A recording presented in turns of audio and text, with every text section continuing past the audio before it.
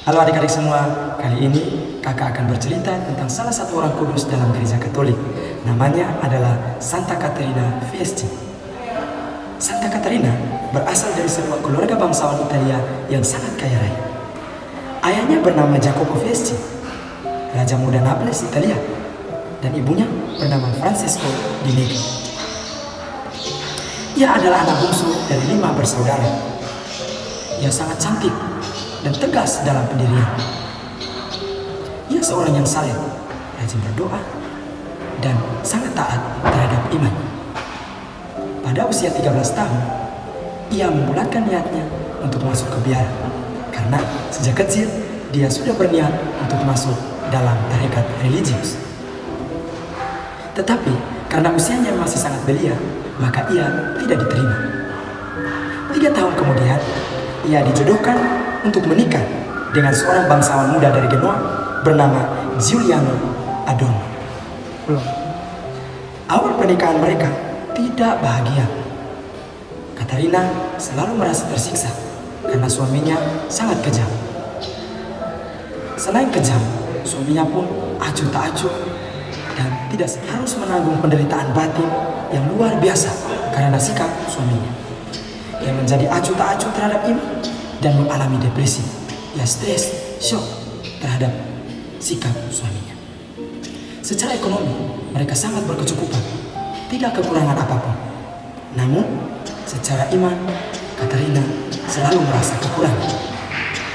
Ia merasa hatinya tidak tentram dan selalu gelisah terhadap imannya. Pada tahun 1473, ketika sedang berdoa di sebuah kapel di Genoa, Caterina mengalami sebuah penglihatan. Ketika sedang bermeditasi, ia hanyut dalam meditasinya. Dan ia melihat bahwa Allah menegurnya. Allah memperlihatkan semua dosa-dosanya yang ia lakukan semasa hidupnya. Saat kembali sadar dari meditasinya, Caterina segera meminta sakramen pertobatan. Lalu ia kembali ke rumah dan memulai hidup yang baru. Ia mulai mengubah sikapnya dan selalu berdoa, serta secara khusus ia mendoakan suaminya agar cepat bertobat. Perjuangan berdoa dari Santa Caterina tidak sia-sia. Pada akhirnya suaminya Giuliano ikut bertobat. Keduanya memulai hidup yang baru, memulai kerukunan dalam hidup berkeluarga. Mereka saling mencintai, saling setia satu sama lain, sehingga bahtera hidup keluarga mereka aman dan jauh dari kata pecah. Setelah Giuliano meninggal dunia pada tahun 1497, Caterina dengan tekun berdoa dan pada akhirnya ia memberanikan diri untuk mengikrarkan kaulnya pada ordo ketiga Fransiskan. Ia pun berusaha untuk hidup kudus dalam doa dan mati raga. Tuhan memperhatikan hambanya Caterina dan memberikannya banyak sekali karunia yang istimewa, dan hidupnya pun menjadi hidup yang baik bagi orang lain. Ia sering mengalami penglihatan. Tuhan sering hadir memperlihatkan kepadanya tentang api penyucian, tentang api neraka, sehingga ia pun dikenal sebagai santa untuk orang-orang di api penyucian. 1499, Bapak spiritualnya, Pater Cataneo Marabotti, memintanya untuk menulis semua penglihatan yang dia alami semasa hidupnya. Dia pun berusaha untuk mempelajari semua penglihatan yang pernah dialaminya, dan ia mencoba menulisnya dalam sebuah buku.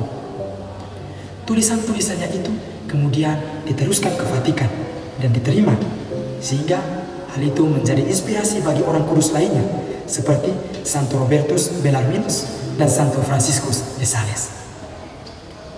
Selama penyidikan dari Vatikan terkait dengan kisah-kisah hidup Santa Caterina Fieschi, Tata Suci Vatikan menyatakan bahwa tulisan-tulisannya sudah cukup dan membuktikan kesuciannya. Santa Caterina tutup usia atau meninggal pada tahun 1510. Ia dijadikan beata pada tanggal 6 April 1675 oleh Paus Clemens X, dan ia dikanonisasi pada tanggal 16 Juni 1737 oleh Paus Clemens XII. Santa Katarina sering diperingati pada tanggal 16 September. Demikian kisah dari Santa Katarina Fieschi. Ia juga dikenal dengan Santa Katarina Fieschi dari Genoa karena suaminya yang berasal dari Genoa dan ia pun masuk ziarah di Genoa. Semoga kisah Santa Katarina Fieschi membawa teman-teman semua untuk menjadi orang yang semakin kudus di hadapan Tuhan. Dadah!